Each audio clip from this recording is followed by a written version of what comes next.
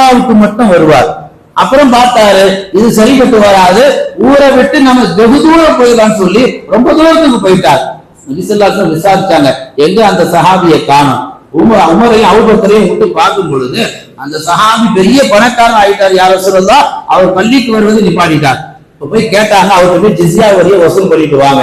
அவர் சொன்னார், இதை நான் தர முடியாது, இது என்னுடைய சொந்த உழைப்பில் வந்தது. அப்பதான் ரசூல்லா சொன்னாங்க, எப்ப நீங்க அப்படி பேசிட்டீங்களோ ரசூல்லா அவங்கள்ட்ட வாங்குறத விட்டுட்டாங்க.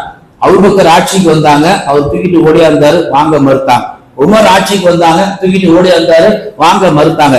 அப்போ அந்த சஹாபி சொல்லி காமிக்கிறார், எப்படியாவது வாங்கிக்கங்களேன், நபி கேட்டு நான் தர தவறிட்டேன். அப்பதான் அபூபக்கர் உமர் சொன்னாங்க, எங்கள் ஹபீபு கேட்டு எப்ப நீ தர மறுத்தாயோ அதற்கு பிறகு அதை வாங்குவதற்கு தகுதி எங்களுக்கு கிடையாது.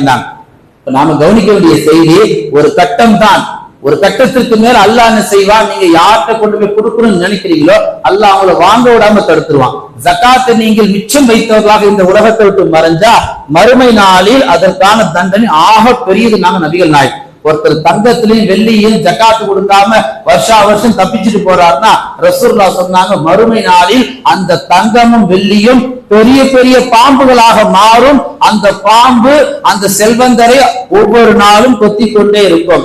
ஒரு கொத்தை வாங்கிட்டு அவர் 7 வகையான பூமிக்கு அடியில போயிட்டு திரும்ப மேல வருவார்கள் பெருமானார் குறிப்பிட்டார்கள். யார் மீது ஜக்காத்து கடமை, ஜக்காத்து யார் யாரெல்லாம் கொடுக்க வேண்டும், எவ்வளவு கொடுக்க வேண்டும். இன்னைக்கு தேதிக்கு ஒரு வருஷம் பூர்த்தியாய் 87 கிராம் ஒருவர்கிட்ட இருந்துச்சுன்னு சொன்னா அவர் அதுல இருந்து 2.5% ஜக்காத்தை வெளியாக்க வேண்டும். வெள்ளியில 612 கிராம் ஒருவர்கிட்ட இன்னைக்கு ஒரு வருஷம் போய் பூர்த்தியாய் இருந்துச்சுன்னா அவர் அதிலே 2.5% ஜக்காத்தை வெளியாக்க வேண்டும். எதன் மீது ஜக்காத்து கிடையாது என்று சொன்னால், வசிக்கக்கூடிய வீடு, பயன்படுத்தக்கூடிய பொருட்கள், வாகனங்கள் போன்ற அத்தியாவசிய பொருட்கள் ஜக்காத் என்பது கிடையாது. ஒருத்தர் பிளாட் வாங்கி போட்டு வச்சிருக்கிறாரு, வாங்கி போடும்போது நல்ல நியத்துல வாங்கினார், பசங்களுக்கும் வாங்கினார், குடும்பம் அதுல கிடையாது.